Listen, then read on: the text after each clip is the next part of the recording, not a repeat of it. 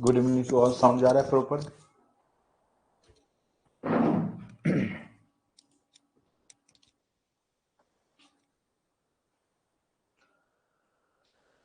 Good evening to all. Sound जा रहा है?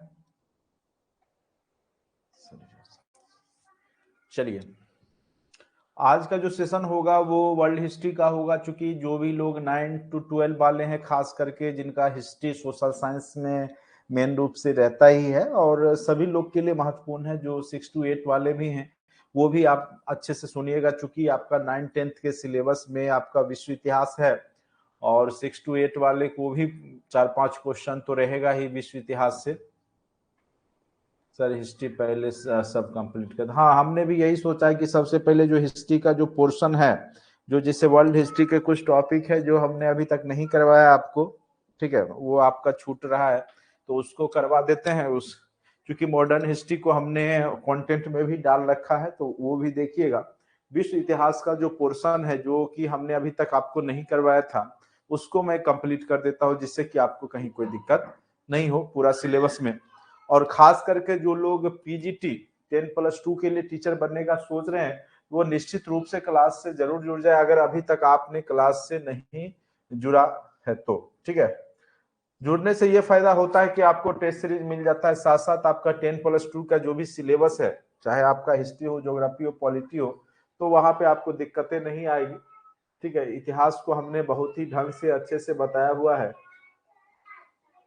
चलिए, आज का जो टॉपिक होगा वो हिस्ट्री का मेन रूप से है, और हिस्ट्री में हम लोग जो है, हिस्ट्री में विश्व इतिहास में हम लोग बहुत सारे टॉपिक को कर रखे हैं। उसी में आगे बढ़ते हुए हम लोग आज जो करेंगे वो होगा आपका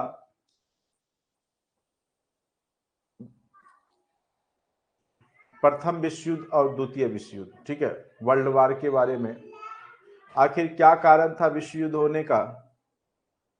आप लोग के पास साउंड जा रहा है प्रॉपर वे में? कहीं कोई दिक्कत तो नहीं है?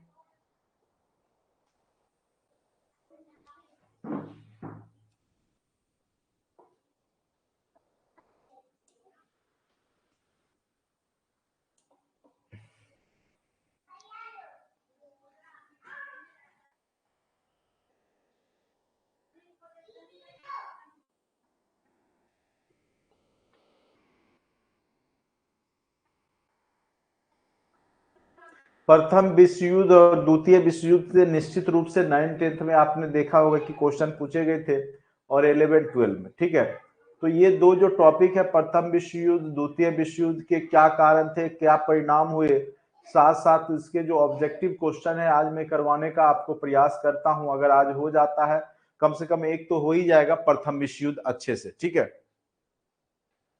उम्मीद करते हैं कि ये थोड़ा सा आप लोग के पास भी पीडीएफ हमने दे रखा है, थोड़ा सा ये लेटर आपको हो सकता है उतना क्लियरली दिख रहा होगा या नहीं दिख रहा होगा, लेकिन आप समझने का प्रयास कीजिएगा। बाद बाकी आपके पास नोट्स तो हमने दे ही रखा है। ठीक है, तो उसके माध्यम से आप लोग जो है अच्छे से मतलब फिर से एक बार पढ़ लीजिएगा, तो कहीं कोई दिक्कत नहीं होगा। मैं कोशिश करता हूँ थोड़ा सा लाइट कम करने के बाद देखता हूँ। उम्मीद है कि अब आपको दिख रहा होगा, थोड़ा मेरा चेहरा ब्लर दिखेगा, लेकिन कोई बात नहीं है। आप लोग मेन रूप से टॉपिक को समझने का प्रयास कीजिएगा। ठीक है, टॉपिक है प्रथम विश्व युद्ध क्या था और इसने किस प्रकार से विश्व को प्रभावित किया। ठीक है, तो प्रथम विश्व युद्ध जो है वह पूरे विश्व को प्रभावित करता है, और इसके पीछे क्या कारण थे, आखिर विश्व युद्ध क्यों होता है। जैसे इधर भी आप लोग सुन रहे होंगे कि विश्व युद्ध की स्थिति आ गई थी आपके देश में, मतलब पूरे विश्व स्तर पे विश्व युद्ध होने की स्थिति था। ठीक है, तो उसके पीछे क्या रीजन होता है। जब वैश्विक स्तर पे कोई युद्ध हो जाता है और इसमें कई देश पार्टिसिपेट करने लगते हैं, तो उसको विश्व युद्ध की संज्ञा दे दी जाती है। ठीक है, जब वैश्विक स्तर पे क्या होता है कि बहुत सारे देश किसी युद्ध में पार्टिसिपेट करने लगते हैं, और बहुत ही बड़े स्तर पे जान माल की हानि होती है, आर्थिक रूप से क्षति पहुंचाया जाता है एक देश के द्वारा दूसरे देश को, तो उस स्थिति में जो है विश्व युद्ध की जो है आप देख सकते हैं कि बहुत बड़ा जटिल रूप ले लेता है। ठीक है, और अभी आपका देखे होंगे कि रूस यूक्रेन वार के समय में विश्व युद्ध होने की संभावना बनी हुई थी, अभी भी आपका पूरा विश्व में बना हुआ ही है इस तरह के। आप देखिएगा एक तरफ जो है आपका इजराइल वाला जो अभी फिलिस्तीन इजराइल का जो मामला है हमास को लेकर के, ठीक है। तो ये सब जो है कई बार क्या होता है कि किसी सपोर्ट में जैसे अमेरिका उतर जाएगा इजराइल के सपोर्ट में, 57 कंट्री जो ओआईसी है, ठीक है, ऑयल कॉरपोरेशन का जो भी इंटरनेशनल स्तर पे जितने भी देश हैं वो उधर 57 देश जो है मिलके समर्थन करने लगेंगे फिलिस्तीन। तो इस स्थिति में क्या होगा कि विश्व युद्ध छिड़ जाता है और यही सब समस्या होता है, ठीक है, विश्व युद्ध छिड़ने का। तो यही समस्या आप देखिएगा 19वीं सदी के पूर्वार्ध में देखने को मिलता है, यानी जब 19वीं सदी की शुरुआत ही हुई थी, कह सकते हैं 19वीं नहीं 20वीं सदी की शुरुआत में और 19वीं सदी के लास्ट में, ठीक है। तो यह स्थिति जो है प्रथम विश्व युद्ध की स्थिति बनती है। बहुत ही महत्वपूर्ण टॉपिक है, अच्छे से समझिएगा क्या क्या कारण थे, तत्कालिक कारण किए थे, क्या परिणाम हुए, ऑब्जेक्टिव इसी में से निकल के आता है, ठीक है। बाकी आप लोग ने 9th में पढ़ा भी होगा अच्छे से, उम्मीद करते हैं कहीं कोई दिक्कत नहीं हुआ होगा, आपको समझ में भी आएगी ये घटना, कहीं कोई दिक्कत नहीं होगा। देखिए क्या लिखा हुआ है वो देखिए, प्रथम विश्व युद्ध इतिहास की एक प्रमुख घटना है जिसने पूरे विश्व को प्रभावित किया था। सर साइंस वाला करूंगा जब जो विषय, हाँ बिल्कुल सब लोग पढ़िए, 6 to 8 में साइंस और आर्ट्स सब पढ़िए, ठीक है। 40 क्वेश्चन में कब क्या पूछ देगा कहना मुश्किल है, इसलिए पढ़ के रखिए, खराबी थोड़ी करेगा, साइंस पढ़ रहे तो कोई दिक्कत नहीं, सब पढ़िए। बीपीएससी का लगभग मान के चलिए आपका मेन सब्जेक्ट जो है वो 50% तो रहता ही है, 50% अन्य सब्जेक्ट में कहीं से भी क्वेश्चन पूछे जा सकते हैं, जीके जीएस मतलब कुछ भी, ठीक है। इसीलिए पढ़ के रखिए ना, प्रथम विश्व युद्ध इसमें जानकारी भी तो होना जरूरी है, पूछा तो पूछा, नहीं पूछा तो कोई बात नहीं है। लेकिन हाँ, जो लोग 9 to 12 में जिनका सोशल साइंस सब्जेक्ट है उसके लिए महत्वपूर्ण है, उसके लिए तो एकदम अत्यंत ही महत्वपूर्ण है, ये 2 क्वेश्चन तो फिक्स रखिए। 9 to 12 खास करके जिनका पीजीटी टीचर बनने वाले हैं, पीजीटी की तैयारी करते हैं, 10+2 विद्यालय के लिए सोशल साइंस सब्जेक्ट है, वो तो एकदम अच्छे से सुनिएगा, अच्छे से समझिए। बाद बाकी 6 to 8 में साइंस वाले हैं तो हो सकता है दे दे क्वेश्चन, चूंकि आपको 1 to 5 में भी विश्व इतिहास के 5 क्वेश्चन दे दिए गए थे तो दे सकता, कोई बड़ी बात नहीं। चलिए, प्रथम विश्व युद्ध इतिहास की प्रमुख घटना है जिसने पूरे विश्व को प्रभावित किया था तथा विश्व के भौगोलिक, आर्थिक, सामाजिक, सांस्कृतिक संरचना को बदल कर रख दिया। कोई भी युद्ध होता है तो स्वाभाविक सी बात है कि उसका परिणाम भी बड़े स्तर पे होता है, चाहे सामाजिक स्तर की बात करें, चाहे आर्थिक, राजनीतिक, हर एक स्तर पे आपको बदलाव देखने को मिलता है। विश्व युद्ध अगर होता है या कोई भी युद्ध, आपके आसपास में भी युद्ध होगा, अगर आपका घरेलू युद्ध भी होगा तो उसके कई परिणाम आपको देखने को मिलेगा, केस हो जाता है, केस फौजदारी एक दूसरे के ऊपर होगा, आर्थिक क्षति होगी ही, सामाजिक ढांचा में बदलाव होगा ही, ठीक है, भौगोलिक ढांचा भी बन जाता है। कई बार आप लोग अपना जो है घर जो है घेर लेते हैं या बाउंड्री बना लेते हैं, तो वो सब क्या हुआ, एक प्रकार उसी प्रकार से जब विश्व स्तर पे भी जब लड़ाई होता है कई देशों में तो यह स्थिति आपको देखने को मिलती है। तो भौगोलिक, आर्थिक, सामाजिक और सांस्कृतिक,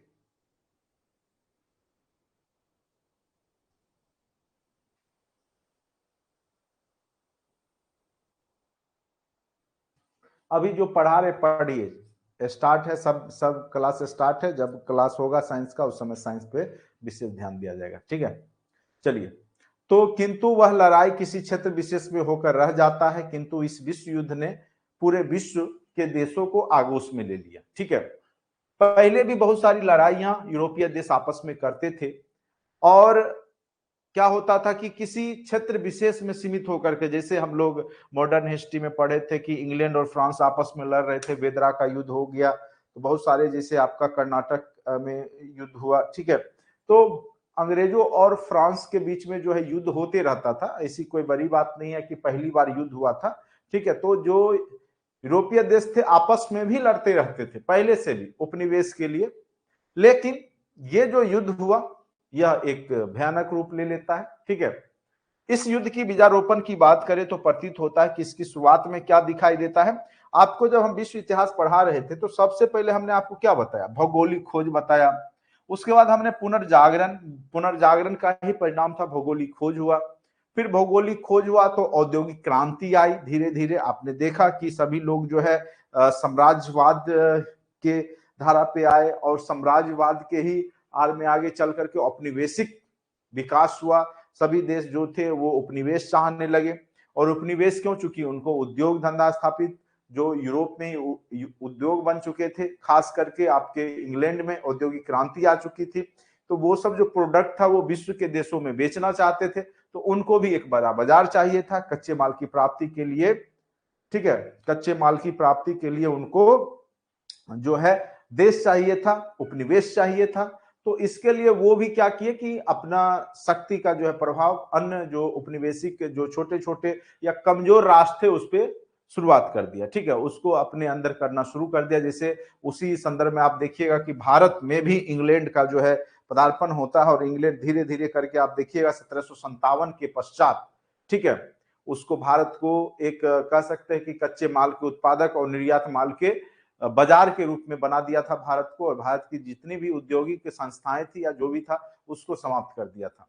तो ये नीति यूरोपीय लोगों की रही, और यही कारण था जो कि विश्व युद्ध होता है। ठीक है, तो इसके पीछे जितने भी पहले हमने इससे पहले जो भी चैप्टर पढ़ाया यूरोप में, विश्व इतिहास में औद्योगिक क्रांति हो, पुनर्जागरण हो, धर्म सुधार आंदोलन हो, तो सभी कारक ही कह सकते हैं कि विश्व इतिहास में विश्व युद्ध के कारण के रूप में आप देख सकते हैं।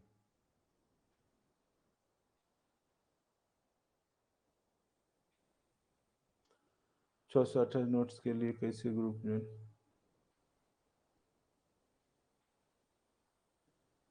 नहीं, कोई भी कैसे ज्वाइन कर लेगा ग्रुप ज्वाइन?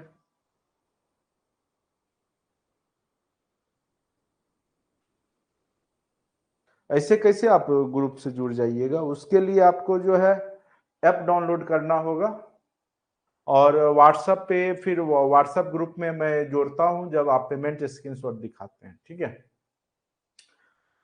तो ग्रुप देखिए बहुत मिनिमम कॉस्ट है, इतना भी खर्च करना अगर नहीं चाहते हैं तो फिर कोई भी टीचर आपको कैसे पढ़ाएगा? देखिए हमारे भी तो खर्च है, जो बिजली बिल है, जो इंटरनेट कॉस्ट है, वो दीजिएगा तब तो। ठीक है, हम भी तो दानी बैठे हुए नहीं है, दानवीर कर्ण है, दान देने के लिए बैठे हुए हैं। तो सिंपल सी बात है, अभी मात्र 599 फीस है, अगर उतना भी लोग नहीं देंगे तो कैसे होगा?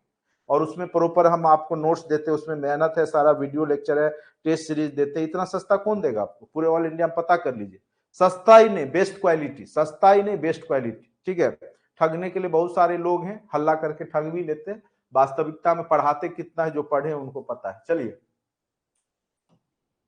साम्राज्यवादी मतलब समझ ही रहे, अपने साम्राज्य का विस्तार करना। उग्र राष्ट्रवाद, सैन्यवाद ने काफी प्रभावित किया था। 18वीं सदी के मध्य में तथा 19वीं सदी के यूरोप में होने वाले औद्योगिक क्रांति, औद्योगिक क्रांति यूरोप में हो चुका था। सबसे पहले औद्योगिक क्रांति कहां आई थी? इंग्लैंड में। साम्राज्यवाद को प्रोत्साहन दिया, क्यों? चूंकि कच्चे माल के निर्यात मतलब प्राप्ति के रूप में, और जो माल तैयार था उसको बेचने के लिए एक बाजार चाहिए था, इसलिए उन्होंने साम्राज्यवाद का विस्तार किया।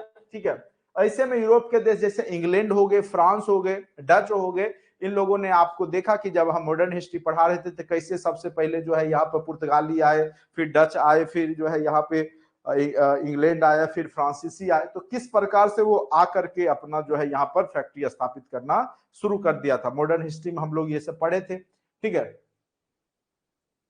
सीटीटी या नहीं पढ़ाते हैं? Only for BPSC.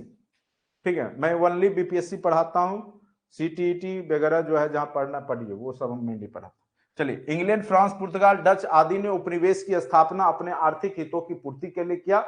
इटली और जर्मनी के एकीकरण के बाद जर्मनी की सैन्य शक्ति तथा औद्योगिक विकास में तीव्रता आई, जिस कारण से वह भी अपनी औपनिवेशिक विस्तार की होड़ में शामिल हो गया। ठीक है, आगे चल करके क्या हुआ कि जैसे यूरोपीय देश थे, इंग्लैंड, फ्रांस, डच, आपने देखा किस प्रकार से भारत में भी आते हैं, उसी प्रकार से आगे चल करके जब जर्मनी का एकीकरण हो जाता है, आपने पढ़ा होगा इटली का एकीकरण, जर्मनी का एकीकरण, अगर नहीं पढ़ा है तो मैं आपको पढ़ाऊंगा। जब जर्मनी एकीकृत हो जाता है तो वहां का जो राजकुमार या प्रशासक जो होता है, विलियम केसर द्वितीय, वो अत्यंत ही महत्वाकांक्षी रहता है, और अत्यंत ही महत्वाकांक्षी होने के कारण, ठीक है, वो उसने भी जो है यूरोपीय देशों, अन्य देशों को चैलेंज देना शुरू कर दिया, और वह भी बोलने लगा हमें भी जो है सूर्य के नीचे जगह चाहिए। कहने का अर्थ है उसे भी उपनिवेश चाहिए था। किसका? तो जो एशियाई जो पूर्वी देश थे वहां पर वो भी अपना साम्राज्य विस्तार करने का प्रयास कर रहा था। जबकि उससे पहले फ्रांस, इंग्लैंड, डच, पुर्तगाल ये सब अपना उपनिवेश स्थापित कर चुके थे और वहां से जो है अपना शोषण कर रहे थे। तो आगे चल करके जब जर्मनी एकीकृत हुआ और उसके शक्ति में वृद्धि हुई, तो वह भी चाह रहा था कि हमें भी पूरे विश्व में जो है साम्राज्य विस्तार का मौका मिले, और इसीलिए वह जो भी यूरोपीय शक्ति था, खास करके वहां पे फ्रांस देखिए, इंग्लैंड है, तो वहां पर उसको चैलेंज देता है। ठीक है, तो यहां पर एक महत्वपूर्ण कारण कह सकते हैं कि उग्र राष्ट्रवाद और खास करके कहां पे, तो जर्मनी में, जर्मनी के उग्र राष्ट्रवाद देखिए, राष्ट्रवाद बहुत अच्छी बात है, लेकिन उग्र राष्ट्रीयता अच्छी बात नहीं होती है। यानी उग्र राष्ट्रवाद का मतलब होता है अपने देश को सर्वश्रेष्ठ समझना और दूसरे देशों की निंदा करना, नीचा करना, उसको अपने से कमजोर समझना। इस तरह की भावना जब आती है तो उग्र राष्ट्रीयता कहलाता है। तो उग्र राष्ट्रवाद कभी भी बेहतर नहीं हो सकता। तो यहाँ पे उग्र राष्ट्रवाद तथा वहां के शासक, नाम याद रखिएगा, ये जो है विलियम केसर द्वितीय, इसका योगदान सबसे ज्यादा था आपका प्रथम विश्व युद्ध कराने में। प्रथम विश्व युद्ध कराने में अगर कोई व्यक्ति विशेष का योगदान है तो योगदान था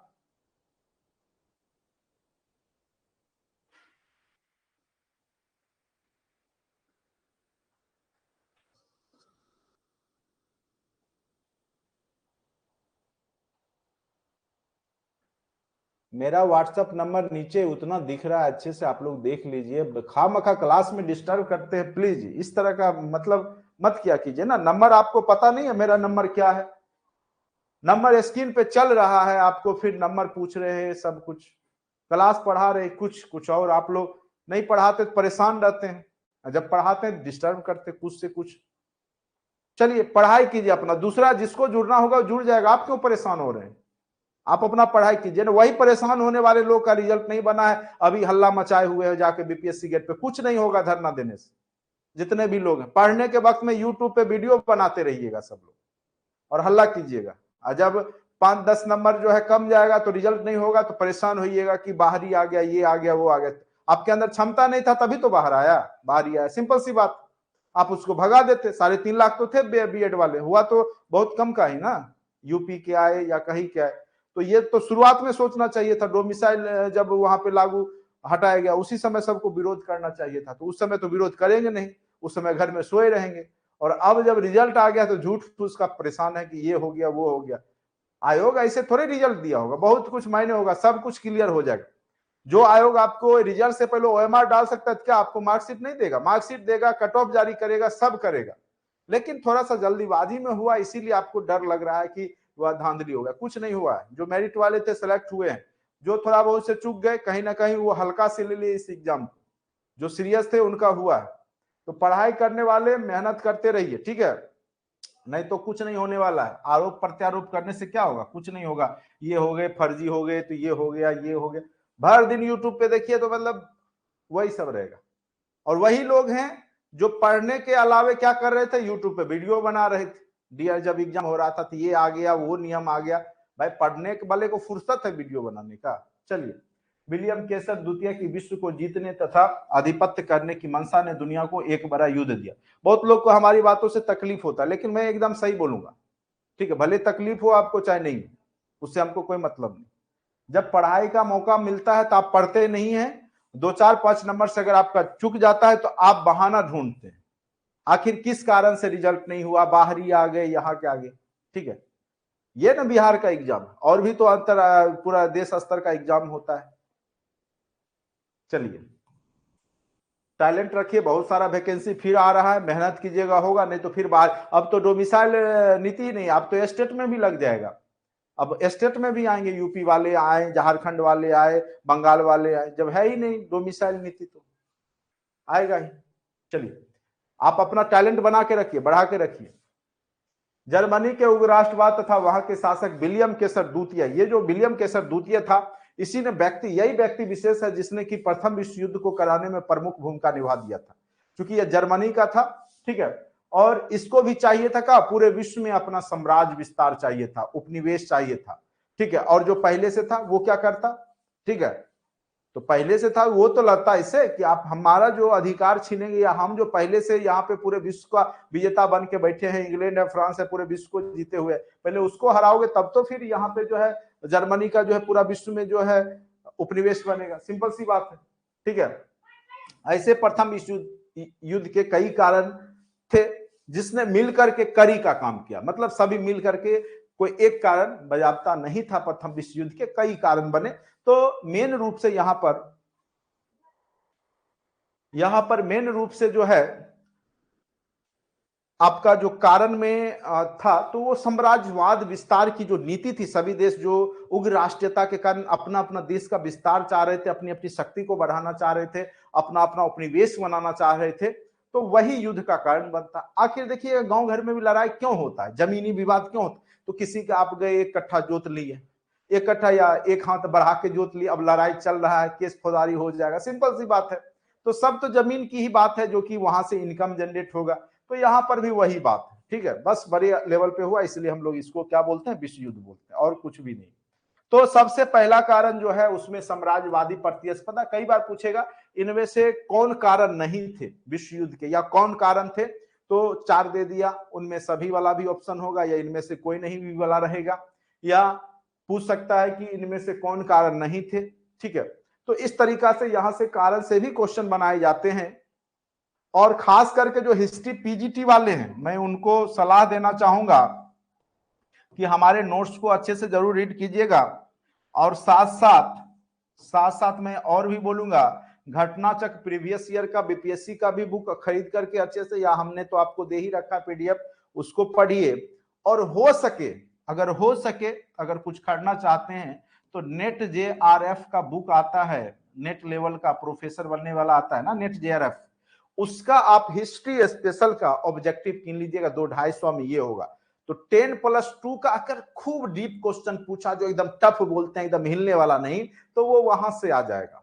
समान क्वेश्चन पूछेगा तो आपको हमारे नोट्स और जो है जो आपका जो बीपीएससी प्रीवियस ईयर के क्वेश्चन, उससे आ जाएगा गारंटी के साथ। आप 120 में से गारंटी के साथ 90+ नंबर लाइएगा, इसमें कोई शक नहीं, अगर आप इतना फॉलो करते हैं, ठीक है। मेरा बात याद रखिएगा, मैं बोल रहा हूं, जो हिस्ट्री पीजीटी वाले हैं, इतना आप करके जाइए। नहीं हुआ रिजल्ट तो आप हमको फोन करके जो बोलिएगा, सर आप बोले हम पूरा पढ़े, नहीं हुआ, गारंटी के साथ बने, नहीं बनने का कोई सवाल ही नहीं। टॉप लिस्ट में रहिएगा, फर्स्ट पेज पे आपका नाम रहेगा विथ जिला एलोकेटेड, ठीक है। इसलिए टेंशन नहीं लीजिए, तैयारी कीजिए, मेहनत कीजिए, ठीक है।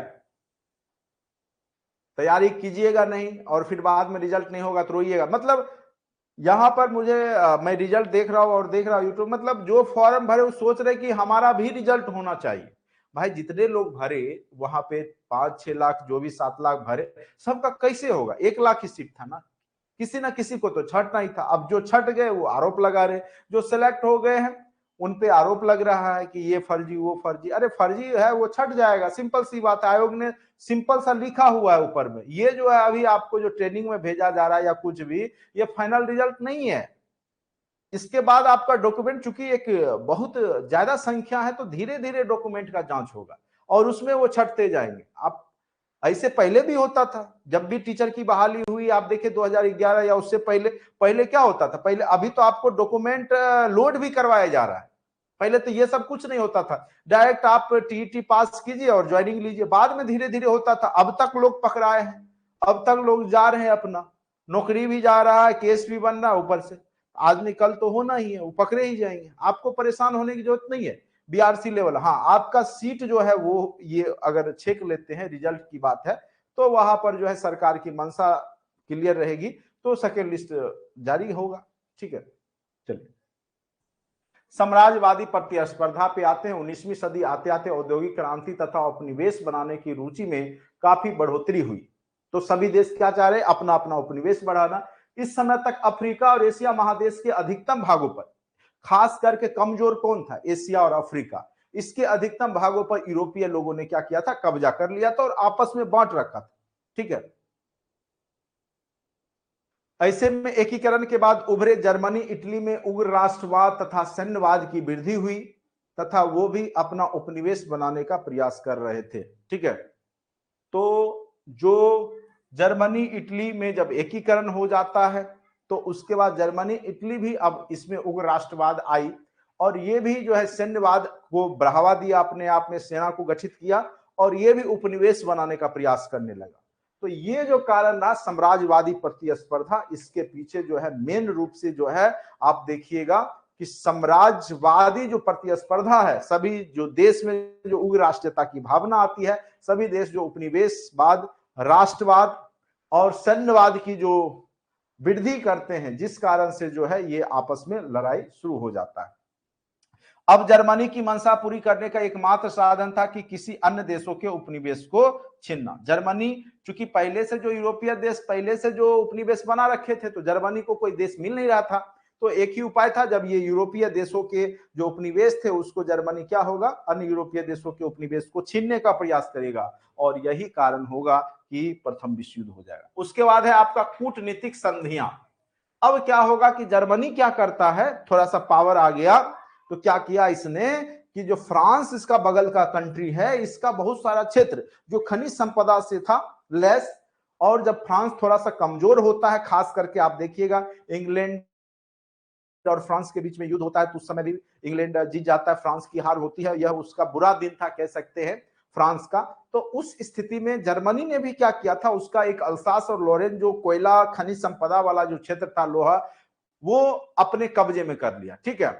लेकिन जर्मनी को मन ही मन डर लग रहा था कि कभी भी फ्रांस जो है अन्य देशों के साथ मिल करके हम पे अटैक करके फिर से ये छीन लेगा और हो सकता है युद्ध हो जाए। इसलिए उसने क्या किया, चुपचाप एक गुट बना लिया कि अगर फ्रांस हम पे कब्जा करेगा तो हम तीनों मिल करके उसको हराएंगे, और वह त्रिगुट बनाए जिसमें ऑस्ट्रिया, जर्मनी और इटली तीन देश मिल गए।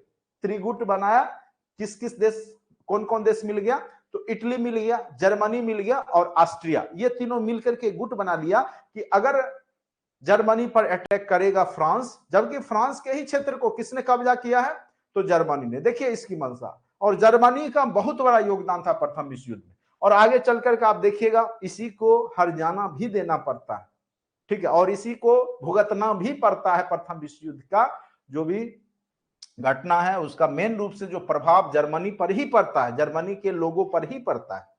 जर्मनी ने अपने एकीकरण के दौरान फ्रांस के कुछ क्षेत्र जैसे अल्सास और लोरेन का जो क्षेत्र था उसको क्या कर लिया था, कब्जा करके फ्रांस को आहत कर दिया था। उसे लग रहा था कि फ्रांस अन्य देशों के साथ मिलकर के आक्रमण करेगा और इसे पुनः लेने का प्रयास करेगा। इस वजह से इसने 1882 में, कई बार क्वेश्चन पूछेगा कि प्रथम विश्व युद्ध के दौरान या त्रिगुट का निर्माण कब किया गया था, तो 1882 ईस्वी में त्रिगुट बनाए गए। किन किन देशों के द्वारा, तो ऑस्ट्रिया, जर्मनी और इटली ने मिलकर के गुप्त संधि के माध्यम से, ठीक है, त्रिगुट बनाया, ठीक है। त्रिगुट में कौन कौन से देश थे, ऑस्ट्रिया, जर्मनी और इटली, एकदम याद रखना है कौन कौन से देश थे, ऑस्ट्रिया, इटली और जर्मनी त्रिगुट में शामिल थे, और त्रिगुट का निर्माण 1882 ईस्वी में किया गया था।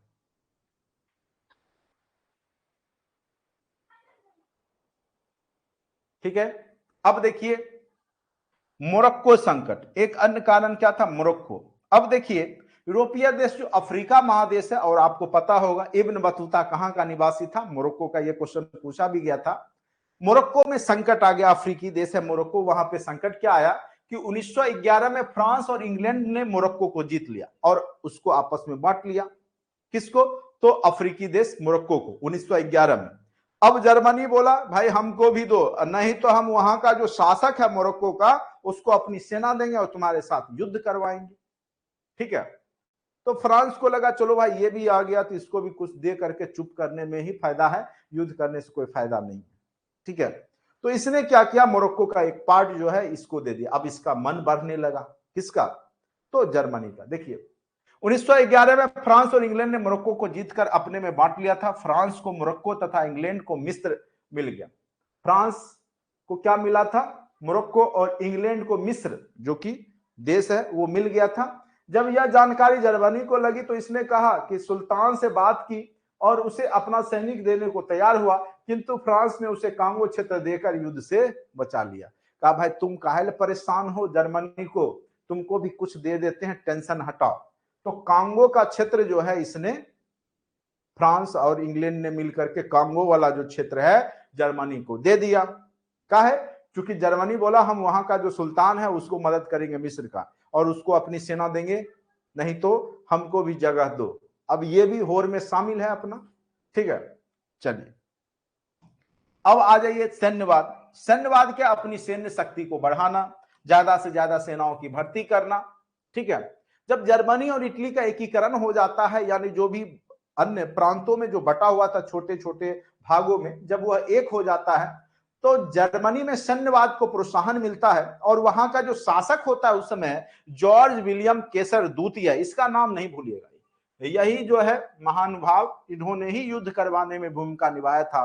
कोई एक व्यक्ति अगर पागल मिल जाए, सनकी मिल जाए, तो पूरा सिस्टम चौपट कर देता है, ठीक है। तो वही बात है यहाँ पे, ये जो है इसकी महत्वाकांक्षा जो है पूरा विश्व में कब्जा जमाने का, और इसने ही युद्ध को आमंत्रण कर दिया। जॉर्ज विलियम केसर द्वितीय का कहना था कि हमें भी सूर्य के नीचे जगह चाहिए। सूर्य के नीचे जगह चाहिए मतलब पूर्वी देशों में अपना उपनिवेश चाहिए, हम भी व्यापार करेंगे, हम भी तरक्की करेंगे। इसके लिए इसने अपने नौसैन्य व्यवस्था को काफी मजबूत किया। जो नौसेना था इसका, जल सेना जिसको बोलते हैं, उसको बहुत ज्यादा मजबूत किया। और चैलेंज किसको दे रहा है, इंग्लैंड को, क्योंकि इंग्लैंड की भी नौसेना बहुत ज्यादा मजबूत थी, ठीक है। तो तथा इंग्लैंड जो उस समय नौसेना में आगे था उसको चैलेंज कर दिया। भाई जर्मनी क्या बोलता है कि मेरे जैसा अब नौसेना किसी के पास नहीं है, अब हम एकदम जो है पूरा तैयार है, कोई भी देश को जो है तुरंत में जो है नौसेना के माध्यम से मिट्टी में मिला देंगे। लेकिन इसकी यह भूल रहती है। चलिए अब देखिए उग्र राष्ट्रवाद और विकृत राष्ट्रवाद, इसी को बोलते हैं उग्र राष्ट्रीयता या विकृत राष्ट्रवाद। उस समय सभी देश खुद को सर्व जाति के लोग रहते, देखिए यहाँ पे थोड़ा सा मिस्टेक है। उस समय क्या हुआ था कि सभी देश अपने अपने राष्ट्रवाद की भावना से ओतप्रोत थे, चूंकि तुरंत एकीकृत हुए थे, उनका विकास धीरे धीरे होना शुरू हो गया था, चाहे जर्मनी का हो चाहे इटली का हो। तो उनके अंदर जो राष्ट्रवादी विचारधारा और साथ साथ जर्मनी का जो विलियम केसर द्वितीय का महत्वाकांक्षा था, उसने जो है यहाँ पर भूमिका निभा दी थी। उसके बाद अंतरराष्ट्रीय संस्था का अभाव, देखिए उससे पहले अगर देखा जाए तो 1815 में वाटरलू, आपका जहां पे नेपोलियन बोनापार्ट की घटना आपने सुना होगा, 1815 में वाटरलू में के जब युद्ध होता है, कई बार पूछेगा कि वाटरलू का युद्ध कब हुआ था, तो 1815 ईस्वी में हुआ था। और इसमें जो नेपोलियन बोनापार्ट था वो हार जाता है, ठीक है। और बाद में यूरोप में एक संयुक्त व्यवस्था स्थापित हुई, किंतु वह अब निष्क्रिय हो गया था। तो वाटरलू के संधि के बाद एक अंतरराष्ट्रीय संस्था बनाया गया था 1815 में, लेकिन वह अब तक जो है शिथिल हो गया था, काम नहीं कर रहा था, जो कि वैश्विक स्तर की समस्या को दूर नहीं कर पा रहा था। तो ये सबसे बड़ी समस्या थी कि 1815 में जो वाटरलू के युद्ध के बाद जो अंतरराष्ट्रीय संस्था बनाया गया था वो सही से कार्य नहीं कर रहा था। उसके बाद समाचार पत्रों की भूमिका, ये तो समाचार पत्र जो है गलत न्यूज भी अगर बार बार देगा तो लोगों की मानसिकता को चेंज कर सकता है। जैसे अभी अगर दे दिया जाए बार बार डेली एक ही चीज की, बीपीएससी में ये हुआ वो हुआ, तो लोग को क्या लगता है कि सही में बीपीएससी में हुआ होगा, कम नंबर वाले का हो गया, ज्यादा नंबर वाले का नहीं हुआ, ये इस तरह की बातें। देखिए कई बात है ना, कम नंबर वाले कैटेगरी वाले होंगे, फिजिकल हैंडीकैप होंगे, या हो सकता है कि कुछ और भी बात होगी, या ज्यादा नंबर वाले जो होंगे वो हो सकता है हिंदी में ही फेल कर गए होंगे, ऐसा भी तो हो सकता है। तो कई समस्याएं होगी, वो तो आपको खुद जब मार्कशीट जारी होगा तो खुद ब खुद आपको पता चल जाए क्या समस्याएं थी, ठीक है। तो इसीलिए क्या होता है, ये सब क्या होता है, तो इसमें समाचार पत्र क्या करेगा, भूमिका निभा देगा आयोग के प्रति। तो लोगों जो बीपीएससी जो अभी सफल हुए हैं, तो कहीं ना कहीं समाचार और मीडिया एक कह सकते हैं कि तीसरा स्तंभ जो है प्रशासन का, अगर गलत डायरेक्शन में चला जाए तो स्वाभाविक सी बात है कि लोगों के अंदर जो है सरकार के प्रति या आपस में द्वंद्व की भावना, युद्ध की भावना, सरकार विरोधी भावनाएं, इस तरह को वो करवा सकता है, कोई बड़ी बात नहीं है।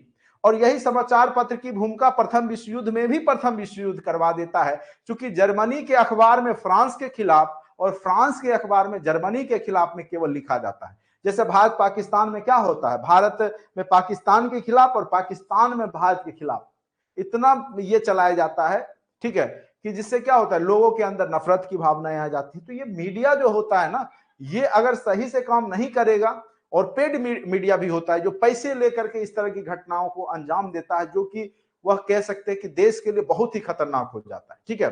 पैसा ले लिया, किसी का जाके प्रचार कर दिया, परीक्षा, अब मान के चले अभी क्या है, कोचिंग संस्थान वाले बहुत सारे हैं, बच्चा 5वीं पास नहीं किया, अब मीडिया वाला गया, सर ये वो करके अपना झूठ बोला, पेड है, पैसा ले लिया, अपना चल दिया। बहुत सारे थे पकड़े भी जाते हैं, इधर उधर घूस घूस लेकर के अपना प्रचार करते रहते हैं, ठीक है। तो उस स्थिति में मीडिया वाला क्या करता है, लोगों को गुमराह कर देता है, ठीक है। तो मीडिया यहां पर जो है प्रथम विश्व युद्ध के दौरान भी भूमिका निभाता है।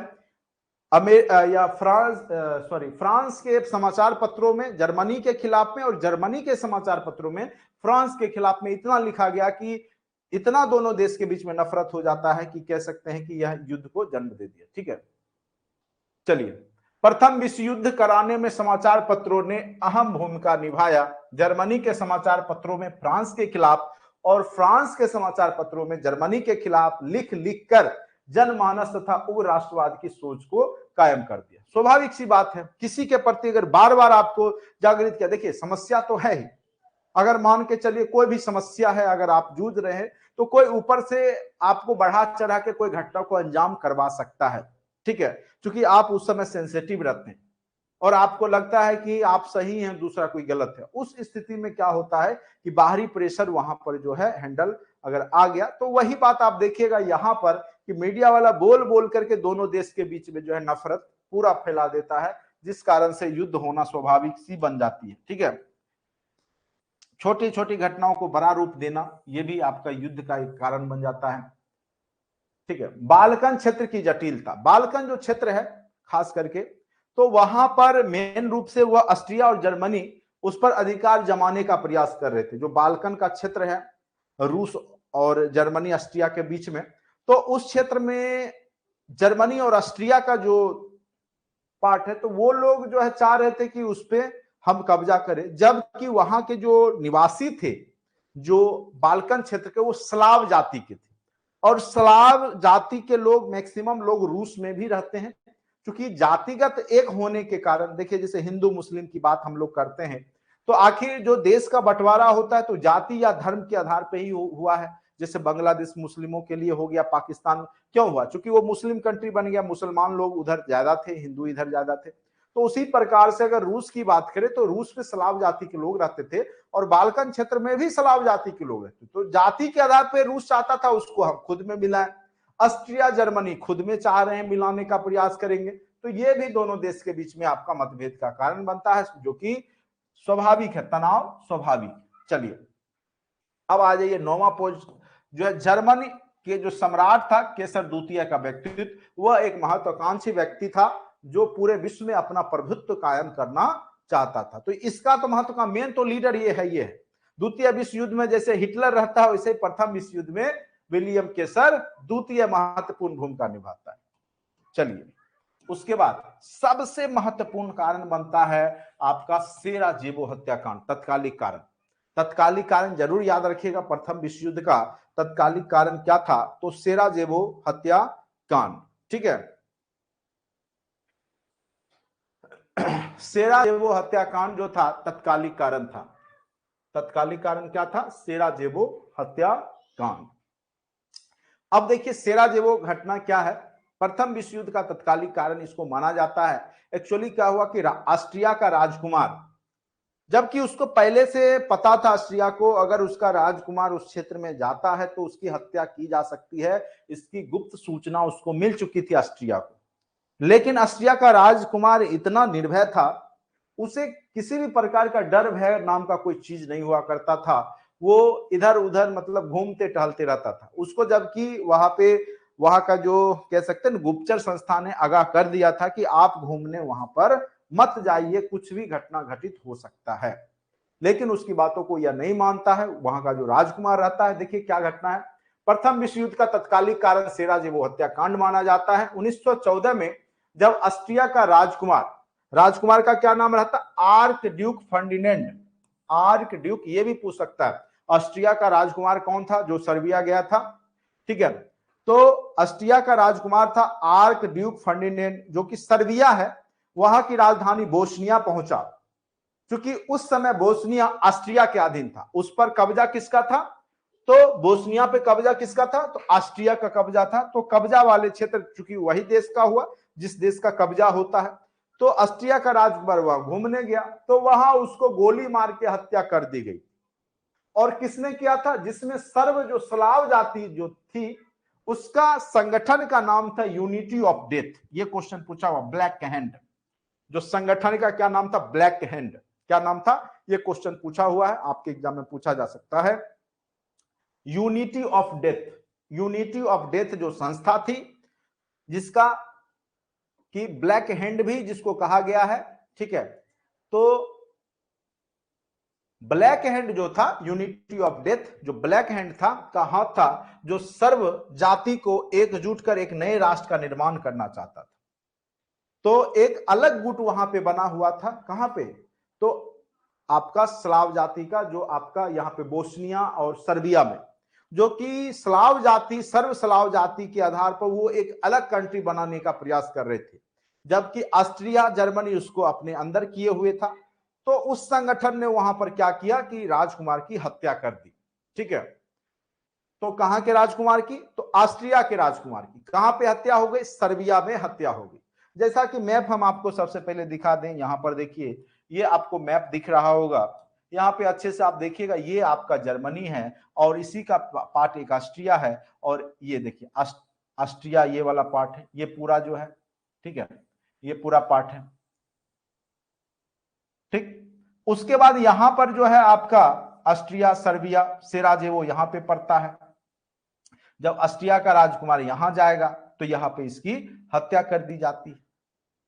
तो यह अल्टीमेट दे देता है इसको, 11 सूत्री मांग रखता है कि जल्दी पूरा करो नहीं तो हम युद्ध करेंगे, ठीक है। आगे चल करके रूस ने इसको समर्थन कर दिया, सर्बिया को, जर्मनी ने ऑस्ट्रिया को समर्थन कर दिया, ठीक है। और फिर इटली ने इसको, चूंकि इटली भी तो सटा हुआ है, इटली ने जर्मनी को समझ, चूंकि ये लोग त्रिगुट में शामिल थे पहले से।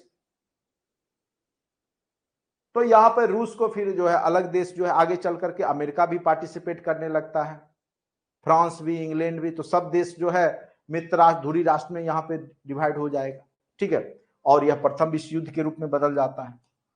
देखिए, जब यहां पर इसको गोली मार करके हत्या कर दी गई, और किस संस्था के द्वारा, तो unity of death black hand के द्वारा इसकी हत्या कर दी गई। और वह सर्व स्लाव जाति के लोगों का एक संगठन था, जो कि स्लाव जाति जो रूस में भी बहुत ज्यादा संख्या में थे, उन्हीं का एक कह सकते संगठन था। ऐसे में ऑस्ट्रिया ने अपने राजकुमार के मरने के कारण, क्योंकि अब किसी का प्रधानमंत्री या राजकुमार ही मर जाए तो सोच सकते हैं उस देश पे क्या बीतेगा, कारण आक्रोश की भावना आई, तथा उसने सर्बिया को 24 घंटे की मोहलत दिया। कहा 24 घंटे के अंदर 11 सूत्री जो हम तुमको लिस्ट भेज रहे हैं, हमारी मांग को पूरा करो, नहीं तो युद्ध करने के लिए तैयार हो जाओ। सर्बिया ने डर से कुछ सूत्र पे, यानी कुछ जो सूत्र थे, यानी कुछ मांग था, उस पर साइन भी किया, लेकिन सभी मांग को वह पूरा नहीं कर सका। ऑस्ट्रिया ने सर्बिया पे आक्रमण कर दिया और सर्बिया को सोवियत संघ ने मदद कर दिया, सोवियत संघ यानी रूस ने। चूंकि स्लाव जाति को जो समर्थन करने का काम, जैसे भारत में कह सकते हैं कि भारत विरोधी गतिविधि के लिए पाकिस्तान देता है ना, मुस्लिम जो जम्मू कश्मीर में जो आतंकवादी संगठन उसको फंड दे देता है, ठीक है। तो उसी प्रकार से धर्म के आधार पर कह सकते हैं, तो यह जाति के आधार पर रूस ने किसको समर्थन कर दिया था, तो ब्लैक हैंड जो संस्था था उसका, या कह सकते हैं कि जो सर्बिया का जो था वहां पे समर्थन किया रूस ने, और यही मेन रूप से युद्ध यहीं से शुरुआत हो गया, ठीक है। अब देखिए क्या होगा, यह देखते हुए जर्मनी ने भी बेल्जियम पर आक्रमण कर दिया।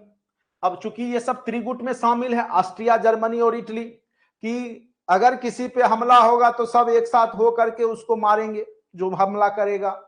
तो जर्मनी ने क्या किया, बेल्जियम पर आक्रमण कर दिया।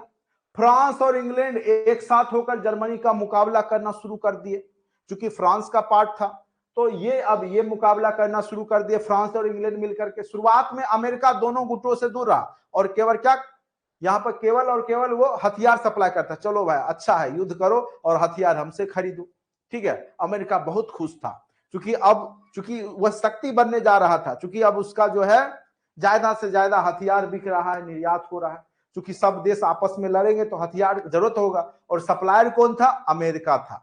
प्रथम विश्व युद्ध के दौरान अमेरिका ही युद्ध का जो भी सामग्री था उसको सप्लाई कर रहा था, इंग्लैंड को हो, फ्रांस को हो, मित्र राष्ट्र को, ठीक है। और शुरुआत में तो ये धुरी जो त्रिगुट है उसको भी हथियार देता था। देखिए क्या होता है, शुरुआत में अमेरिका दोनों गुट से दूर रहा, वह सिर्फ दोनों राष्ट्रों को अपना हथियार मुहैया करता था, हथियार देता था दोनों को, त्रिगुट को भी और धुरी जो मित्र राष्ट्र जो रूस वाला पार्ट है, सर्बिया जो आपका है उसको भी, सबको ये क्या कर रहा है, हथियार दे रहा है, ठीक है। और धन अर्जित करने में लगा हुआ था, एकदम पूरा दिमाग है, जब तक ये दोनों युद्ध करेगा, दोनों हथियार लेगा, मेरा बिक्री बढ़ेगा और इनकम जनरेट कर रहा है।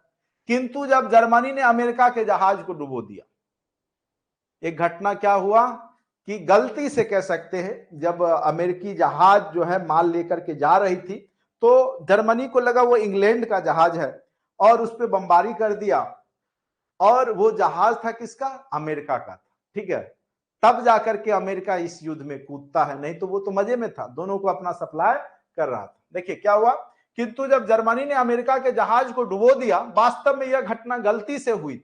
जर्मनी जानता था यह शक्तिशाली देश है, इसको बीच में लाना जरूरत नहीं है, लेकिन गलती से उसका जहाज डूब जाता, किसका, अमेरिका का। लेकिन अमेरिका को लगा कि नहीं, जर्मनी हमारे खिलाफ जंग छेड़ दिया, ठीक है। फिर अमेरिका में भी इस युद्ध में प्रत्यक्ष रूप से भाग लेना शुरू कर दिया। इटली उदासीन बना रही, चुपचाप मुख बन के देखता रहा, इसने मदद नहीं किया। फ्रांस, इंग्लैंड, रूस, अमेरिका, फ्रांस, इंग्लैंड, रूस, अमेरिका, अब सब क्या हो गए, जो मित्र राष्ट्र आगे चलकर बनेंगे वो सब मिल गए, ठीक है। और इन सैनिकों ने जब जर्मनी को तीनों ओर से, आप देखिए मैप में देखिए, फ्रांस को देखिए, देखिए इधर एक तरफ रूस, यहां जर्मनी बेचारा, ठीक है, इधर फ्रांस इसको दे रहा है, इधर इंग्लैंड, यूनाइटेड किंगडम इसको, तो तीन ओर से जो है, और इधर सर्बिया तो है ही, और इटली बेचारा इसको मदद नहीं कर रहा है। अब ये जो है जर्मनी का जो क्षेत्र है, ये तीनों ओर से जो है हमला होना शुरू हो गया, इधर से भी बमबारी, इधर से भी होगा, इधर से भी होगा, इधर से भी होगा, अब जाए तो कहां जाए, ठीक है। और ये जो है अपना मुंह देख रहा है, कुछ नहीं, खाली त्रिगुट में शामिल हो गया, लेकिन इसको डर लग गया कि हमसे होने वाला ये काम नहीं है, ठीक है। और यहां पर क्या हुआ, सर्बिया को सोवियत संघ ने मदद किया, और यही घटना आप देखिएगा कि इसमें जर्मनी की बुरी तरीके से हार होती है, ठीक है। तो जर्मनी इसका मुकाबला नहीं कर सका, चूंकि तीनों ओर से वह घेराबंदी हो चुका था। 1918 में उसको आत्मसमर्पण करना पड़ा, और 1914 से यह युद्ध 1918 तक चली। तो प्रथम विश्व युद्ध का जो कार्यक्रम है, कह सकते हैं, वह 1914 से 1918 के बीच में चलता है। सभी देश आपस में, जो भी यूरोपीय देश हैं, वो आपस में लड़ रहे हैं, ठीक है। अब कहिएगा कि भारत पे क्या प्रभाव पड़ेगा, तो स्वाभाविक सी बात है, भारत की भी सेना तो इंग्लैंड भारत पे कब्जा कर रखा था ना, तो स्वाभाविक सी बात है, भारत की सेना किसकी थी, इंग्लैंड की थी, तो भारतीय सैनिकों को भी इंग्लैंड के तरफ से लड़ना पड़ रहा था। और इस समय सर्जेंट की भूमिका निभा रहे थे गांधी जी। उनको लगा अगर अभी हम इंग्लैंड को मदद करेंगे, ब्रिटेन को मदद करेंगे, तो हो सकता है ये हमको आजादी जल्दी दे दे, लेकिन उनकी गलत फहमी थी। और उल्टे क्या हुआ था, रोलेक्ट एक्ट आ गया था 1919 में, आपको पता होगा। अंग्रेज बहुत चालाक थे, शुरुआत में तो उन्होंने काम निकालने का प्रयास किया, भारतीय लोगों को गुमराह किया, और खास करके गांधी जी बहुत ज्यादा गुमराह हो गए। उन्होंने भारतीय लोगों को सेना में जाने के लिए भी जो प्रोत्साहन देने लगे, ठीक है, और जो है भारतीय लोगों को भेजने लगे। सर्जेंट की भूमिका में आगे चुके थे गांधी जी यहाँ पे। इनको लगा अगर यहाँ पे अगर हम बुरे वक्त में अगर अंग्रेजों की मदद करेंगे, तो हो सकता है कि ये हम लोग को जल्द से जल्द देश छोड़ करके चले जाएंगे। लेकिन वह अंग्रेजों की चाल थी, ठीक है। प्रथम विश्व युद्ध में इंग्लैंड, कह सकते हैं कि मित्र राष्ट्र जो भी हैं, रूस, इंग्लैंड, फ्रांस, अमेरिका, सब जीत जाते हैं। देखिए अब परिणाम क्या होगा, बहुत ही बुरा परिणाम होगा, खास करके जर्मनी के लिए, ठीक है। जर्मनी के लिए परिणाम को भी हम कई स्तर पर देखेंगे, राजनीतिक, सामाजिक और आर्थिक परिणाम होता है युद्ध का। जब भी युद्ध होगा, जब भी होगा, तो आपका सामाजिक, आर्थिक और राजनीतिक सभी स्तर के परिणाम आपको देखने को मिलेगा।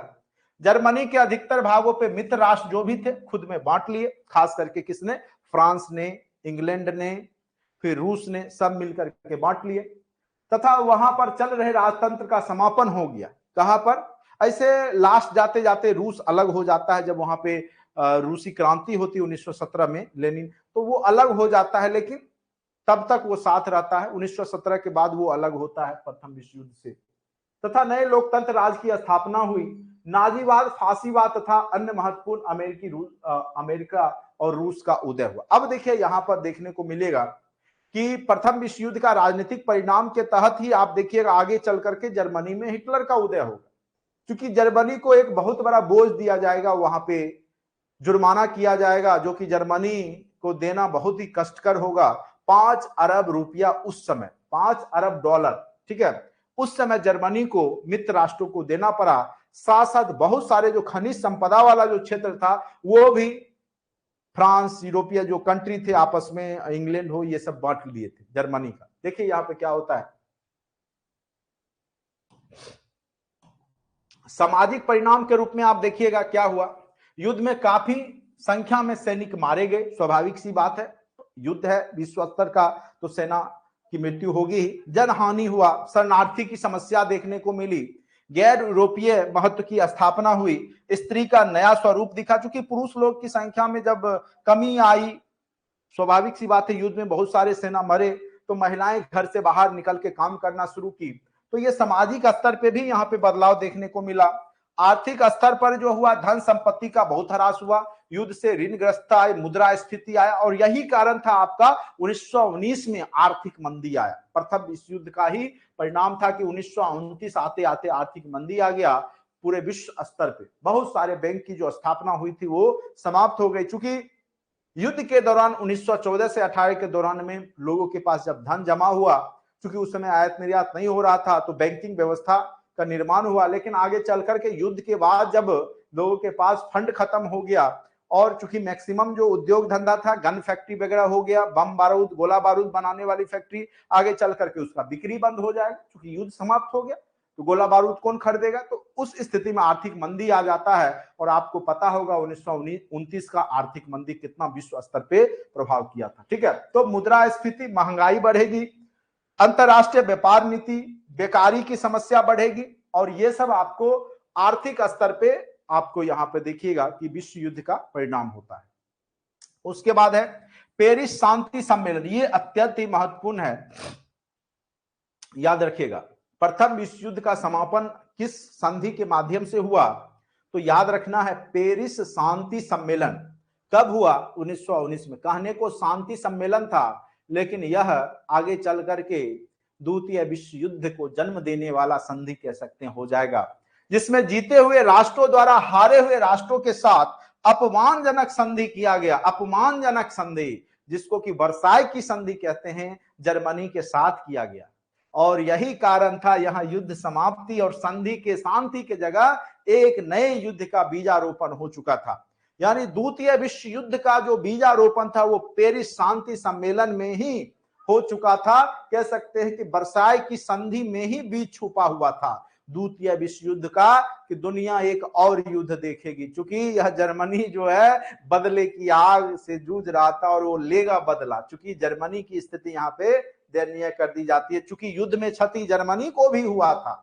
ऐसी बात नहीं थी कि केवल मित्र राष्ट्रों की ही क्षति हुई थी, जर्मनी को भी क्षति हुई थी, लेकिन और हर्जाना भी उल्टे जर्मनी को ही भरना पड़ा, क्योंकि युद्ध का जो शुरुआत जर्मनी के विलियम केसर द्वितीय के ही मार्गदर्शन में हुआ था, इसीलिए, ठीक है।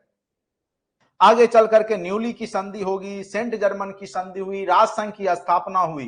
तो चूंकि दुनिया अब दूसरा विश्व युद्ध में ना घिरे, इसलिए राष्ट्रसंघ की स्थापना हुई थी, लेकिन वो असफल रहा। वर्साई की संधि के माध्यम से फ्रांस के खोए हुए क्षेत्र वापस मिले, और युद्ध के हर्जाना के रूप में भारी भरकम रकम लगभग 5 अरब डॉलर जर्मनी को देना पड़ा। आप सोच सकते हैं उस समय 5 अरब डॉलर कितना बड़ा राशि आज के डेट के लिए होगा। 5 अरब कब की बात है, तो 1918-19 की बात है। उस समय का 5 अरब डॉलर आज का कितना रुपया होगा। सोच सकते हैं कि जर्मनी की स्थिति क्या रही हुई होगी। चलिए, द्वितीय विश्व युद्ध का बीजारोपण हो गया। इसी वर्साई की संधि में द्वितीय विश्व युद्ध का बीजारोपण हो गया, क्योंकि यह संधि काफी अनैतिक और अपमानजनक संधि था जो कि जर्मनी पे थोपा गया। और यही कारण था जब जर्मनी की स्थिति चरमरा जाती है, वहां का जो है स्थिति, प्रशासनिक व्यवस्था चौपट हो जाती है, तो इसी का फायदा वहां पे हिटलर उठाता है। और नाजीवाद की स्थापना करता है। क्योंकि इटली भी प्रथम विश्व युद्ध के दौरान जो है कह सकते हैं शामिल था, इसको भी आगे चल करके कुछ फायदा नहीं मिलता है, तो यहां भी स्थिति चरमरा जाती है और यहां भी फांसीवाद का उदय हो जाता है और इसे प्रथम विश्व युद्ध का प्रमुख देन माना जाता है। इसने पुनः एक नए विश्व युद्ध का आगाज किया। ठीक है, उसके बाद यहाँ पे जो है यही युद्ध का परिणाम रहा कि आर्थिक मंदी आई। इस युद्ध के बाद 1929 में, ये एक ज्यादा हो गया, 1929 में याद रखिएगा, ये थोड़ा टाइपिंग मिस्टेक है, सुधार लीजिएगा जो लोग क्लास कर रहे हैं, वो 1-2 दिख रहा है, 1929 टाइपिंग मिस्टेक है, में अमेरिका तथा यूरोपीय देशों में भयंकर आर्थिक मंदी आई और पूरा विश्व इसके प्रभाव में आया। तो पूरे विश्व स्तर पे कब आर्थिक मंदी आई? तो 1929 में। उसका प्रमुख कारण जो है आपका प्रथम विश्व युद्ध का परिणाम भी था। ठीक है, प्रथम विश्व युद्ध का परिणाम भी था आर्थिक मंदी का। एक क्वेश्चन यहां से भी आपने देखा था कि 9th-10th में क्वेश्चन पूछे गए। ठीक है, आगे पूरा टॉपिक ही हम लोग आर्थिक मंदी पढ़ेंगे। कई कारण थे, केवल विश्व युद्ध ही नहीं था, बहुत सारा कारण था, वो आगे हम लोग जब यह चैप्टर पढ़ेंगे तो आगे देखेंगे। ठीक है, अब देख लेते हैं यह चैप्टर कंप्लीट हो गया कि और भी। चलिए, अब द्वितीय विश्व युद्ध बाद में पढ़ेंगे, पहले हम लोग प्रथम विश्व युद्ध के जो ऑब्जेक्टिव क्वेश्चन है उसको हम लोग देख लेते हैं कि हम लोगों ने जो पढ़ा उससे कुछ सीखा या नहीं सीखा। ठीक है, सबसे पहला क्वेश्चन है जो कि कलर किया हुआ है, आपको टेंशन लेने की बात नहीं है, हमारे नोट्स में थ्योरी के साथ साथ ऑब्जेक्टिव भी क्वेश्चन डाल दिए गए हैं, जिससे कि आपको, और हमने इसको अपने लैंग्वेज में लिखा है घटनाओं को, इसलिए आपको ज्यादा समझने में दिक्कत नहीं आएगी। बस आप लोग एक बार थ्रोली वीडियो देख करके रीड कर लेते हैं तो कहीं कोई दिक्कत नहीं होगा, एकदम गारंटी के साथ सारा क्वेश्चन बनेगा। आप लोग खुद बताइएगा प्रथम विश्व युद्ध कब आरंभ हुआ? तो अभी हमने लिखा 1914 से 18। आरंभ कब हुआ? 1914 में। समाप्त कब हुआ? 1918 में। और शांति सम्मेलन कौन हुआ? 1919 में, पेरिस शांति सम्मेलन। चलिए, तो यहां पर आंसर क्या हो जाएगा? 1914। महत्वपूर्ण है, आगे देखते हैं। प्रथम विश्व युद्ध में किसकी हार हुई? तो प्रथम विश्व युद्ध में अब देश का नाम दे दिया है, था तो त्रिगुट, लेकिन देश का नाम दिया है अमेरिका। क्या अमेरिका, रूस, इंग्लैंड, ये तो जीत गया था। तो हार किसकी हुई थी? जर्मनी का हार हुआ था ना। यहीं का विलियम केसर द्वितीय था जो कि महत्वपूर्ण भूमिका निभा रहा था। वर्साई की संधि तो इसी के साथ हुई। तो हार किसकी हुई? तो सिंपल सी बात है, किसकी हुई? तो जर्मनी की हार हुई।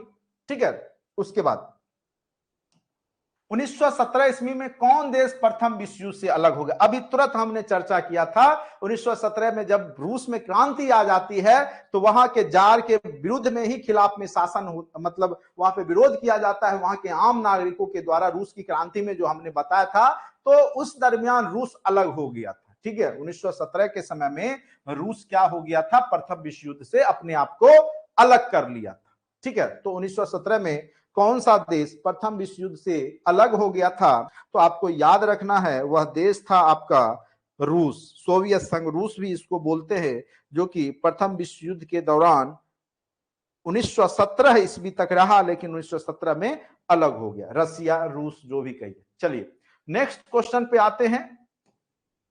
वर्साई की संधि के फलस्वरूप इनमें से किस महादेश का मानचित्र बदल गया? ऑस्ट्रेलिया में हुआ था क्या? रूस में हुआ था? अमेरिका में? बिल्कुल नहीं, यूरोप का मानचित्र बदल जाएगा, क्योंकि जर्मनी, इंग्लैंड, फ्रांस, ये सब सारे यूरोपीय कंट्री हैं, जहां पर कुछ पार्ट ऑफ फ्रांस ने बांट लिया, किसका? जर्मनी का, कुछ इंग्लैंड को मिला, कुछ फ्रांस को मिला, कुछ, तो यूरोप का जो है मानचित्र यहां पर बदला। अब देखिए यहां पर है, धुरी राष्ट्रों में से किस राष्ट्र ने सबसे पहले आत्मसमर्पण किया?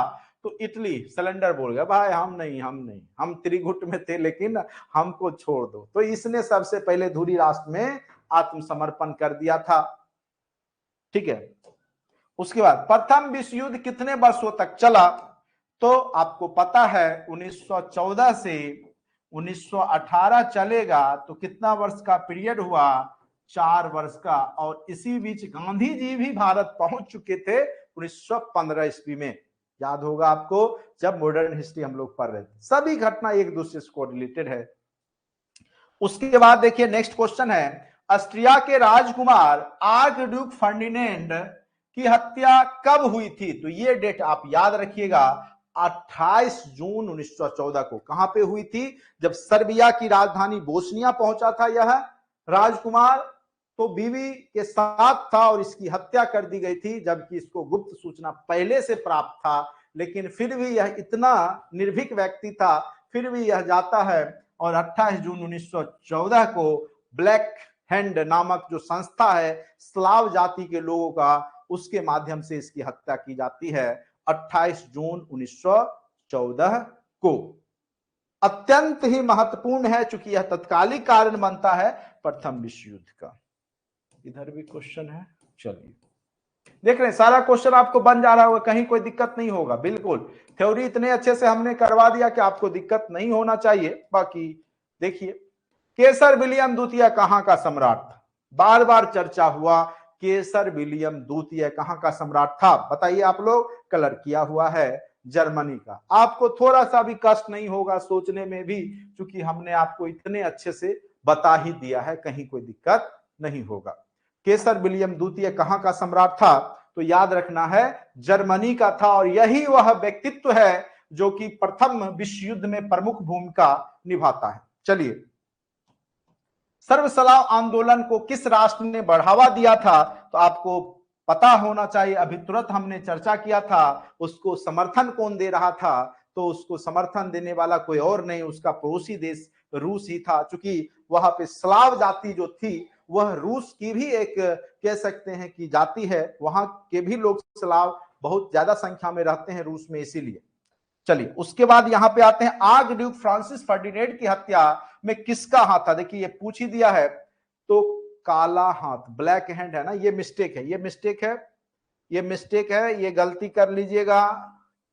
पता नहीं, ये गलती कर लीजिएगा। जो ये काला हाथ है ना, ब्लैक हैंड, ये संस्था का हाथ था। काला हाथ ब्लैक हैंड का हाथ था, ठीक है।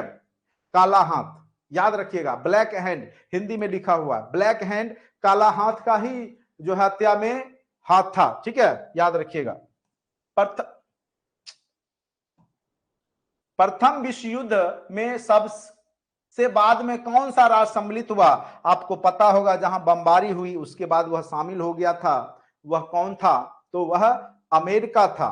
प्रथम विश्व युद्ध में सबसे बाद शामिल होने वाला कंट्री कौन सा था? तो वह अमेरिका था, ठीक है। अब नेक्स्ट क्वेश्चन पे आते हैं। बर्लिन की दीवार द्वारा किस देश को दो भागों में विभाजित किया गया? तो यहां पर जर्मनी को। किसके द्वारा? तो बर्लिन के दीवारों द्वारा जर्मनी को यहां पर विभाजित किया गया। वाइमर गणतंत्र की स्थापना किस देश में हुई थी? ये तो जर्मनी में होगा, ये मिस्टेक है, ये मिस्टेक है, ठीक है। वाइमर गणतंत्र की स्थापना कहां पे हुई थी? तो वाइमर गणतंत्र जर्मनी का था। कहां पे हुई थी वाइमर गणतंत्र की स्थापना? तो वाइमर गणतंत्र की स्थापना जर्मनी में हुई थी, ठीक है। अब क्या क्वेश्चन है? जर्मनी के किस देश पर आक्रमण करने से द्वितीय विश्व युद्ध की शुरुआत हुई? पोलैंड। अब ये सब द्वितीय विश्व युद्ध का क्वेश्चन है। जब हम लोग प्रथम विश्व युद्ध, जब द्वितीय विश्व युद्ध पढ़ेंगे तब फिर जाकर के आगे हम लोग ये सब चर्चा करेंगे, ठीक है। तो फिलहाल जो प्रथम विश्व युद्ध का क्या कारण थे, क्या परिणाम हुए, वैश्विक स्तर पे कौन कौन से देश शामिल हुए, ठीक है, तो ये सब सारी घटनाओं को हमने अच्छे से आपको समझा दिया है। बीच में हिटलर के बारे में भी हम लोग अच्छे से जीवनी पढ़ेंगे आगे चल करके। फिलहाल आज का क्लास इतना ही। प्रथम विश्व युद्ध आपका अच्छे से कंप्लीट हो गया। अगला टॉपिक विश्व इतिहास का होगा द्वितीय विश्व युद्ध, और साथ साथ उसमें हम लोग हिटलर में जर्मनी, इटली में फासिज्मवाद जो होता है उसके बारे में, जर्मनी का एकीकरण, इटली का एकीकरण, ये सब टॉपिक छूटा हुआ अच्छे से करेंगे। तो उम्मीद करते हैं कि आज का क्लास आपको समझ में आया होगा। प्रथम विश्व युद्ध तो मेन रूप से कारण पूछता है प्रथम विश्व युद्ध का, जर्मनी का जो विलियम केसर द्वितीय का योगदान है वो पूछ सकता है, उससे रिलेटेड क्वेश्चन कब से कब तक रहा ये पूछ सकता है, ठीक है। तत्कालिक कारण बार बार पूछे गए हैं, तो ये सब क्वेश्चन आपका महत्वपूर्ण है, ठीक है। अब रात्रि में आपका क्लास इकोनॉमिक्स का होगा, विश्व इतिहास का। अभी सबसे पहले अभी शाम में जो है लगातार हम, और ज्यादा टॉपिक बचा हुआ नहीं है, ऑलरेडी कंटेंट में भी बहुत सारे वीडियो लेक्चर, अमेरिकी क्रांति, अमेरिकी गृह युद्ध या आपका ये सब किया हुआ है, फ्रांस की क्रांति, रूस की क्रांति, भौगोलिक खोज, धर्म सुधार आंदोलन, ये सब सारा टॉपिक आपके कंटेंट में पड़े हुए हैं। तो जो भी पीजीटी वाले टीचर बनने का जो सोच रहे हैं, खास करके हिस्ट्री सब्जेक्ट है या सोशल साइंस में हिस्ट्री जिनका होगा एक पेपर, वो लोग अच्छे से पढ़िए और जो हमने बुक बताया आपको वो जरूर आप लोग रखिएगा ऑब्जेक्टिव। बस इतना कीजिए, आप देखिए कैसे स्कोर होता है। और कट ऑफ स्वाभाविक सी बात है ज्यादा जाएगा ही जाएगा, और ये पहले से एक्सपेक्टेड था कि सोशल साइंस में कट ऑफ ज्यादा जाएगा। हमने पहले शुरुआत से ही बोला था कि 70 प्लस ही जाएगा, तो कई लोग को विश्वास हम पे नहीं होता था। हमने कई बार चर्चा किया कि आपका 70 प्लस कट ऑफ ही जाएगा सोशल साइंस का, क्योंकि हमने देखा कि हमारे बहुत सारे स्टूडेंट ऐसे थे जो कि 80 प्लस ला करके थे, और हमने जब क्वेश्चन देखा तो क्वेश्चन बहुत ही आसान और कह सकते हैं कॉमन प्रवृत्ति के थे, तो समझ में आ चुका था कि कट ऑफ ज्यादा जाने वाला है। और वही हुआ कि आपका 60 के बाद ही आपका खास करके जो है कैटेगरी में भी 60 प्लस वालों का ही हुआ। ठीक है, तो ये एक्सपेक्टेड था, कोई बड़ी बात नहीं थी कि ज्यादा कट ऑफ चला गया, धांधली हुआ, ये सब कुछ नहीं हुआ है, बल्कि लोग ज्यादा पढ़ रहे हैं, लोग ज्यादा मेहनत कर रहे हैं। सिंपल सी बात है, जब आप सही डायरेक्शन में पढ़ते हैं, अभी आप लोग पढ़ेंगे तो क्या क्या लगता है आपको, प्रथम विश्व युद्ध का कोई क्वेश्चन पूछेगा तो आप नहीं बनाइएगा, निश्चित रूप से बनाइएगा। तो स्वाभाविक सी बात है, जब स्टूडेंट को गाइडलाइन सही मिलेगा और अच्छे से मेहनत करेंगे तो निश्चित रूप से वो ज्यादा से ज्यादा स्कोर करेंगे। ठीक है, बस मेहनत करते रहिए और इधर उधर की बातों में ना रहे। हम तो यही कहेंगे, जिनका नहीं हुआ है एक चांस और मिलेगा। और सबसे बड़ी बात है कि आपको ये जो बहुत कम लोगों का हुआ है, तो वो नेक्स्ट चांस वो सीट जरूर ऐड हो जाएगा आपका फाइनल एग्जाम होते होते। इसीलिए मेहनत जी जान से कीजिए, और उसका नोटिफिकेशन आने में भी ज्यादा दिन नहीं बचे हैं, मुश्किल से एक सप्ताह में आपको नोटिफिकेशन दिख जाएगा। ठीक है, पॉलिटिकल साइंस का वीडियो उसमें डाला हुआ है, पॉलिटी भी होगा। देखिए हम अकेले पढ़ाते हैं, तो अब कहिएगा कोई साइंस तुरंत, उसमें सब वीडियो डाला हुआ है ऑलरेडी कंटेंट में, तब तक पढ़िए जैसे जैसे हम पढ़ा रहे हैं। लेकिन इतना याद रखिए, सबसे पहले सिलेबस अगर कंप्लीट कोई करेगा आपको, तो हम ही करेंगे एग्जाम से पहले। ठीक है, और सारा टॉपिक पढ़ा के करेंट अफेयर्स का भी हमने आपको आज पीडीएफ भेज दिया है, वो भी सारे करंट अफेयर्स आपको करवाए जाएंगे। जो सिलेबस है 40 पोर्शन का मैथ हो गया 10 क्वेश्चन, 10 क्वेश्चन करेंट अफेयर्स हो गए, 10 क्वेश्चन जीके हो गया, 10 क्वेश्चन जीएस, वो भी सारा टॉपिक हम कवर करवाते हैं। साथ साथ टेस्ट सीरीज आपको हम दे रहे हैं, जबकि टेस्ट भी शायद 8 टेस्ट तक आपको डाल दिए गए हैं, तो आप लोग टेस्ट उस्ट भी लगाइए। परेशान होने की ज्यादा आवश्यकता नहीं है, जैसे जैसे पढ़ा रहे हैं वैसे वैसे चुपचाप शांति से पढ़ते रहिए। सारा टॉपिक सभी लोग पढ़िए, आपके एग्जाम के लिए महत्वपूर्ण है। कोई भी ऐसा टॉपिक नहीं है जो कि क्वेश्चन नहीं पूछा जा सकता, बस इतना ही जानिए आप लोग। ठीक है, क्योंकि 1 to 5 में भी विश्व इतिहास के क्वेश्चन पूछे गए थे, तो 6 to 8 में भी पूछा जा सकता है, कोई बड़ी बात नहीं है। ज्योग्राफी का बिल्कुल टेंशन नहीं लें। ठीक है, ज्योग्राफी के बहुत सारे कंटेंट वीडियो पड़े हैं, वो तत्काल देखें, बाद बाकी सारा कुछ आपका क्लास में ही होगा, स्टेप बाय स्टेप होगा। फिलहाल आप लोग मैथ और सेट प्रैक्टिस डेली कीजिए। जिनका 10 क्वेश्चन मैथ बनेगा और सेट प्रैक्टिस से जो लोग ज्यादा से ज्यादा स्कोर करेंगे उन्हीं का रिजल्ट बनेगा। बाद बाकी ज्योग्राफी है, हिस्ट्री है, पॉलिटी है, वो हम पे छोड़ दें। जो बनने वाला क्वेश्चन होगा वो आपको क्लासरूम से ही बन जाएगा। ठीक है, इसके लिए आप निफिकिर रहें। हमको आपका चिंता बहुत आपसे ज्यादा कही है कि आप लोग सफल हो। ठीक है, चलिए आज के वीडियो लेक्चर में